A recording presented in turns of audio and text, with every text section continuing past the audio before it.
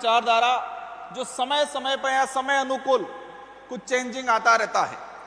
हम बात करेंगे कि हमारे जो राजनीतिक पार्टियां हैं देश के अंदर, इन राजनीतिक पार्टियों की विचारधारा कैसी है, क्या है, और देश आज़ादी के बाद से लगा के इन पार्टियों की जो विचारधारा थी उसमें कहां कहां चेंजिंग आया, और इन विचारधाराओं से हमें और हमारे देश को क्या मिला और आगे क्या मिलेगा।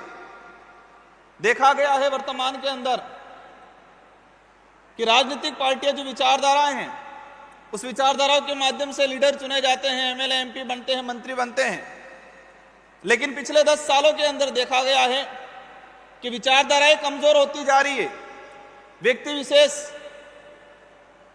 या व्यक्तिगत स्वार्थ ज्यादा बढ़ता जा रहा है। देखा गया है, आपने सबने देखा है कि जिस व्यक्ति ने अपना पूरा कैरियर या मान लो 20-25 साल किसी पार्टी के राजनीतिक विचारधारा से आगे बढ़ा और कब पता नहीं किधर चले जाते हैं, तो देखा गया है विशेषकर अभी पिछले 5-10 सालों के अंदर कि विचारधारा डाउन होती जा रही है, व्यक्तिगत स्वार्थ ज्यादा बढ़ता जा रहा है। और ये चीजें हमारे देश को, आने वाली पीढ़ियों को, आने वाले भविष्य को कमजोर करेगी। हम क्योंकि देश के अंदर ये मैसेज फैला रखा है, आज भी है, थोड़ी बहुत गिरावट हुई है बात अलग है, राजनीतिक गंदी है। यह सुनने में आता है अधिकतर कि राजनीतिक गंदी होती है, और उसी बात को हमारे युवा ये समझते हैं हाँ राजनीतिक गंदी है और राजनीतिक से दूर रहते हैं। आप अध्ययन कर रहे हो, वहां पर भी पॉलिटिक्स हो रही है।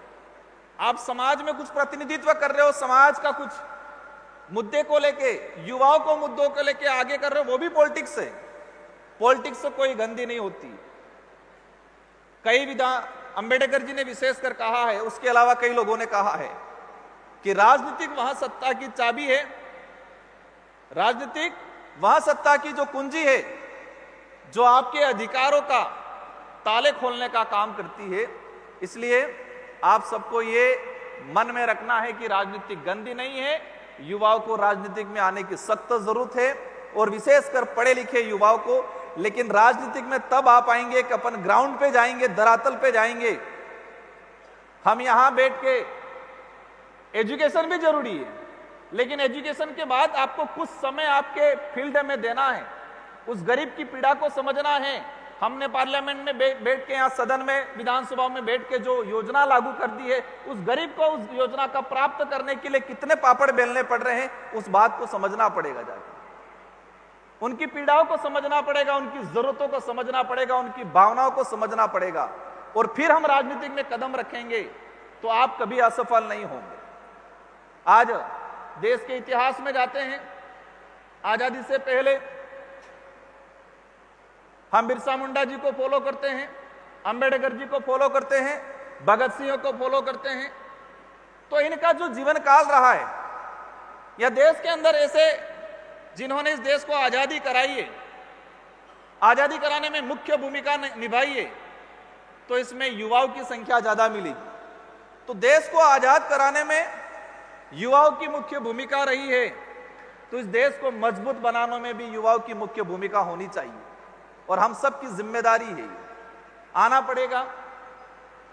एक 100 अलग चले, देश की हकीकत कुछ और है, यह मानना पड़ेगा। मैं किसी पे कटाक्ष से नहीं कर रहा हूं, लेकिन देश की हकीकत कुछ और है।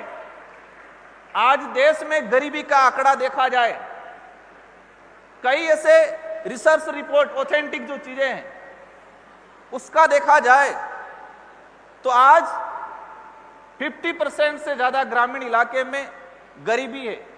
अगर गवर्नमेंट वो स्कीम बंद कर दे तो आज भी कई परिवार ऐसे जो 2 वक्त की रोटी के लिए तरसते हैं। इसलिए आप सभी से मेरा अनुरोध है, और विशेषकर ये आयोजन कराने वाले एमआईटी के सारे, विशेषकर राहुल जी को और उनसे जुड़ी हुई सारी टीम को, कि समय समय पर आप इस तरह से आयोजन कराते रहे।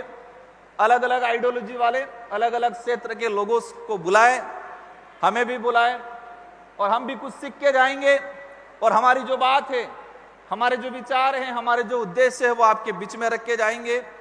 और इस देश को बचाने में विचारधारा भले कुछ भी हो, लेकिन लक्ष्य एक ही होना चाहिए कि इस देश का गरीब व्यक्ति मजबूत बने। इस देश के अंदर जो कुरीतियां हैं, धार्मिक विविधता है, वही हमारे देश को मजबूत बनाती है, लेकिन धार्मिकता के आधार पे देश में नफरत नहीं फैलनी चाहिए। सांस्कृतिक विविधता है, वही हमारे देश को मजबूत बनाती है, लेकिन सांस्कृतिक और जातिवाद के हिसाब से नफरत नहीं फैलनी चाहिए।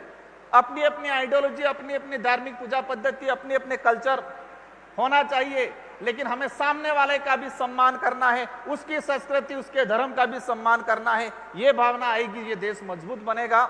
इन्हीं शब्दों के साथ पुनः पूरी टीम को और सारे जो मेंबर्स हैं, हमारे जो मुख्य अतिथि चेयरमैन साहब, आप सभी का आभार, और सारे युवा साथियों को। मुझे कई बार पूछते हैं कि आपका एजुकेशन या आपके आइडल कौन रहे, तो मेरे इस कैरियर के अंदर देखा गया है कि मेरी वो यूनिवर्सिटी है, वो संघर्ष की यूनिवर्सिटी है, और मेरा आइडल भी मेरा संघर्ष ज्यादा रहा, ऐसा लगा मुझे, क्योंकि जीवन में संघर्ष किया बहुत कुछ, और वही संघर्ष आज इस मुकाम तक पूरे देश के अंदर, संसद के अंदर, मुझे पूरे देश के आदिवासी समुदाय, दलित, पिछड़े युवाओं, आप सबकी आवाज रखने का, आप सबकी आवाज बनने का अवसर मिला। और इस उम्र में मुझे 2 बार विधायक और 1 बार सांसद बनने का अवसर मिला, तो मैं मेरे निर्वाचन क्षेत्र की जनता को, आप सबकी तरफ से, इस मंच की ओर से मैं धन्यवाद देना चाहूंगा। और मैं कोशिश करूंगा कि मेरे निर्वाचन क्षेत्र के साथ साथ आप सबकी, पूरे देश की गरीबों की, दलितों की, पिछड़ों की, आदिवासियों की आने वाले भविष्य की आवाज बनो। इन्हीं शब्दों के साथ